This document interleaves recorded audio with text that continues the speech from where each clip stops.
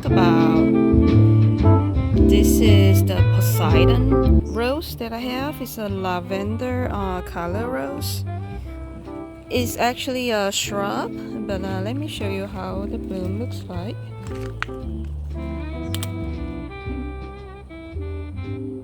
It has such a beautiful shade of lavender. This is the best time to see their lavender shade. There's no fragrance to this rose, but you can see it's a relatively really healthy roses. This is how when it first opened from the bud, and this is the color of the bud. It is pretty toneless to me. There's not much of tone, if you can see from the video.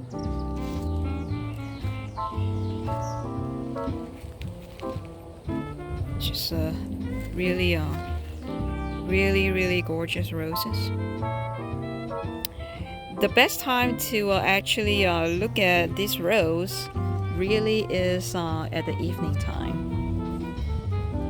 And there's a lot of people report that this rose can't stand the high heat area. So this is how I pair it together with James Galway, and I think it's absolutely lovely to have both of them together. This is the James Galway, and this is Poseidon. Isn't it lovely together? Now this is actually a really big shrub, but it kind of fell out because it's so heavy. So I need to figure a way to keep it standing because it's so heavy, and it's very stormy in my area. I have very high speed windstorm like hurricane because it's Alabama. So hopefully I can find a way for it to stand. Otherwise it's gonna lay down on the ground like this. But you can see it's such a healthy rose, and just look at how gorgeous is this. So if you are in a high heat area and you're not, it's dry as well, dry heat, it will be best to give this rose some afternoon protection from the sun, because it does get burned under the heat. It is true.